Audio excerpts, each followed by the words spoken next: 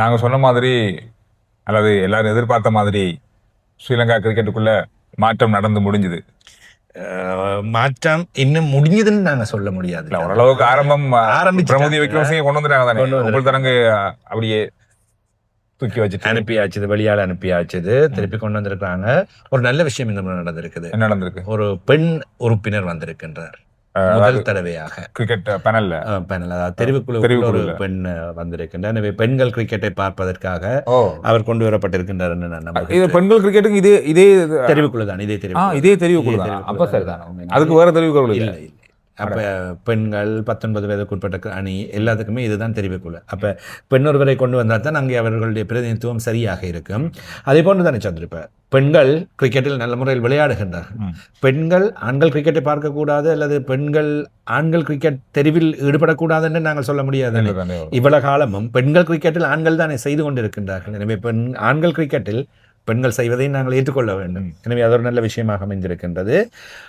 பிரமோதய விக்ரமசிங்க மீண்டும் உள்ளே கொண்டு வரப்பட்டிருக்கின்றார். இது ஒரு பக்கம் போய்கொண்டிருக்க, நேற்று முன்தினம் இந்த அறிவிப்புகள் வந்தது. நேற்றைய தினம் உப்புல் தரங்கவை தெரிவுக்குழுவாக கொண்டு வந்த முன்னாள் அமைச்சர் ஹரின் பெர்னாண்டோ நேற்றைய தினம் பகிரங்கமாக கருத்துக்களை வெளியிட்டிருக்கின்றார்.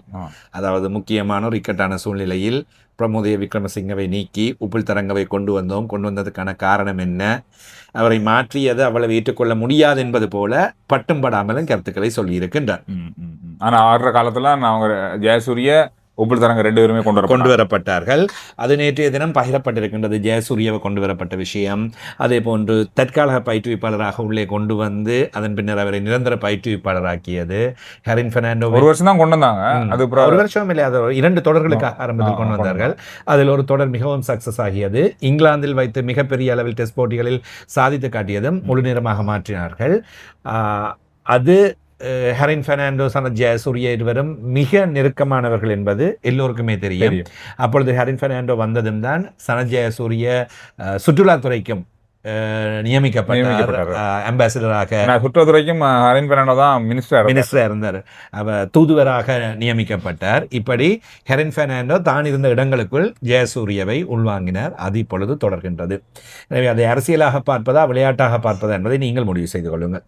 அது எங்களுக்கு நாங்க எதுவும் சொல்லிட்டு போயிடுவோம். நீங்க அப்படித்தான் நீங்களே முடிவு செய்து கொள்ளுங்க.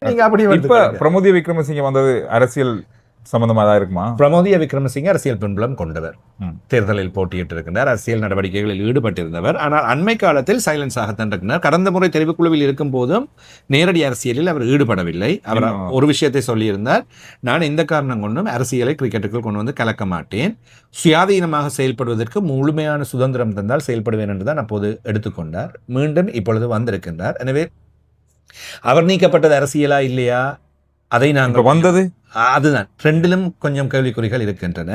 அதே போன்று அப்போது உலக கிண்ண போட்டிகளுக்கு தெரிவு ஆகாமல் போனது, முக்கியமாக சோபிக்க தவறியது, பிரமோதய விக்ரமசிங்கவின் காலத்தில் சாம்பியன்ஸ் ட்ராஃபி போட்டிகளுக்கு தெரிவாகாமல் போனது என்பது போன்று பிரமோதய விக்ரமசிங்கவின் காலத்திலும் அணித்தலைப்பு அல்லது நல்ல முறையில் தெரிவுகள் இருக்கவில்லை என்ற குற்றச்சாட்டுகள் இருக்கின்றன.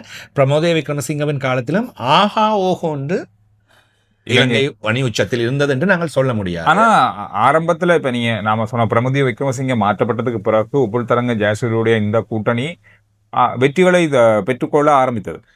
இப்படியும் ஒரு விஷயத்தை நாங்கள் பார்க்கணும். சில வேளைகளில் அத்திவாரம் போட்டால் அந்த அத்திவாரத்திற்கான பலன் கொஞ்ச நாள்ல தான் கிடைக்கும். சில வேளையில் அங்கே போடப்பட்ட அத்திவாரத்தின் பலன்கள் தான் பின் கிடைத்ததோ தெரியவில்லை. அப்படி பலன் கிடைத்திருந்தால் உப்புல் தரங்க ஜெயசூரியவின் கூட்டணி தொடர்ந்து இருக்க வேண்டும், அவர்களை மாற்ற வேண்டும் என்று சொல்ல முடியாது. இப்பொழுது இலங்கை அணி உச்சத்திற்கு சென்றிருக்க வேண்டும்.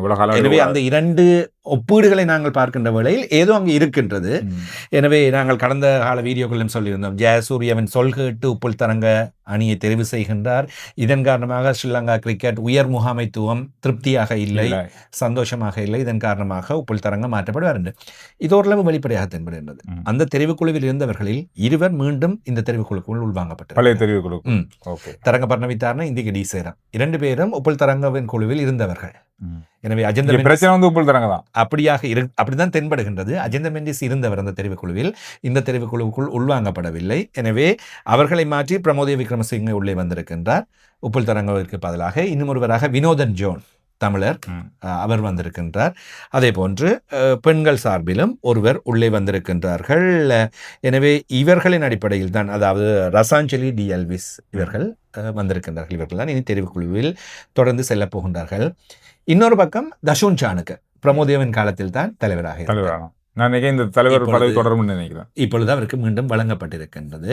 எனவே அணிக்குள் இனி என்ன மாற்றங்கள் நடைபெறப் போகின்றன, அல்லது புதிய விஷயங்களை அதிரடியாக செய்ய போகின்றார்களா, அல்லது வேறு மாற்றங்கள் ஏதாவது நடைபெறுமா என்று பார்த்து கொண்டிருந்த வேளையில் இந்தியாவில் இருந்து ஒருவர் நம்மளுடைய கிரிக்கெட்டுகள் இப்பொழுது வந்திருக்கின்றார். அப்படியா? ம்.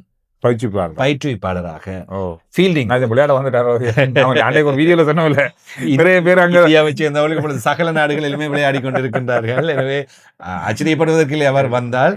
ஆனால் இந்தியாவை விட்டு இங்கே வந்து விளையாடுவார்களா என்பது யோசிக்க வேண்டியிருக்கின்றது. இதை பத்தி நிறைய பேசுவேன். ஏன் இப்ப பேசுவான்னு இருக்கு. இல்ல, காலம் இருக்குது, அப்ப நாங்க பேசுவோம். ராமகிருஷ்ணன் ஸ்ரீதர் பந்து வீச்சுக்கா இல்ல துடுப்பாட்ட ஃபீல்டிங் கோச். ஓகே. அப்ப அவர் இந்தியாவுக்கு கிட்டத்தட்ட 7 வருஷம் இந்திய தேசிய அணிக்கு பயிற்றுவிப்பாளராக இருந்தவர்.